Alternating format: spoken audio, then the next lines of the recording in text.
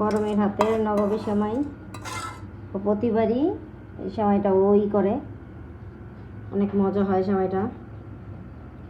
আর মেহমান আসলে বা বাইরে যখন আমরা পার্কে যাই, নিয়ে যাই, সবাই অনেক পছন্দ করে, অনেক প্রশংসা করে, খুব মজা হয়।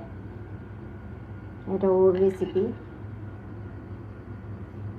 ঈদের জন্য সেমাই রেডি, নবাবী সেমাই, আমার বড় মেয়ের হাতের।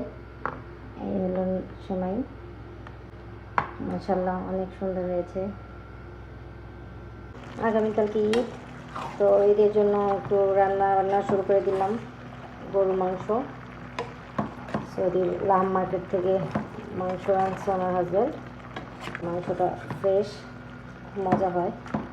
আর আমি মাংস একদম হাঁড়িতেই মশলা সব দিয়ে একবারে বসিয়ে দিই, এটা কোরবানির মাংসর মতো হয়। আর এই যে এখানে রোস্টের জন্য মুরগি রেডি, আর এখানে কড়াই বসিয়ে দিয়েছি। গরুর মাংসের পাশাপাশি পরেই রোস্ট ভেজে নিব, আর ভাজা হলে পরে আপনাদেরকে দেখাবো। আরও অনেকক্ষণ টাইম লাগবে, ঢেকে দিই। মাংস হয়ে গিয়েছে, এখন নামিয়ে নিব।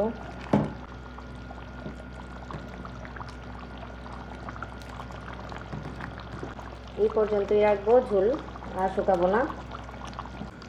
এখানে লবণ দিয়ে মাখিয়ে নিলাম, অন্য কোনো মশলা দিব না।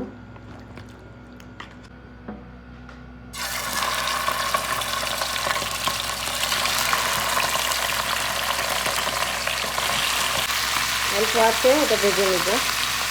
একটা একটা করে নামিয়ে নিব, সবগুলো হয়ে গিয়েছে।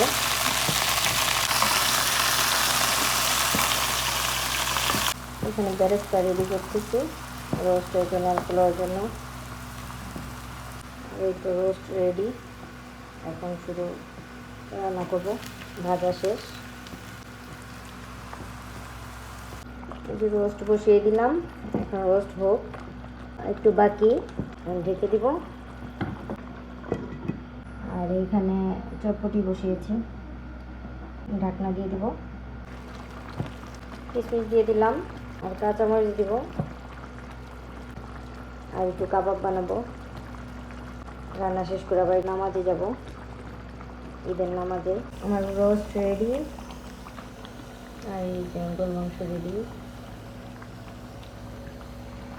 আর এই তো এখানে চটপটির মশলা রেডি করতেছি, এই কাবাবের জন্য সব কিছু রেডি করে নিলাম। এই তো নামাজ পড়ে তারপরে আমরা বাসায় এসে খাওয়া দাওয়া করবো। অল্প কিছু বেরেস্তা দিয়ে দিব।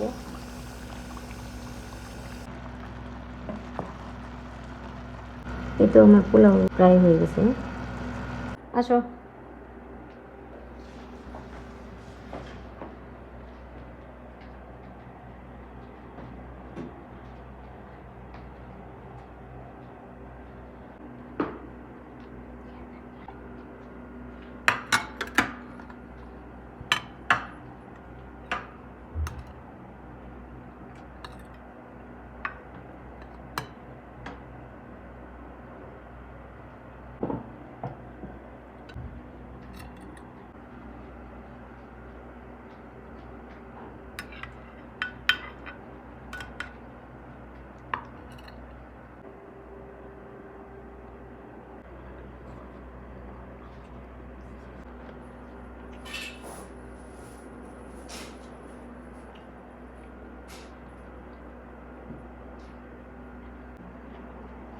সালাদ নাও।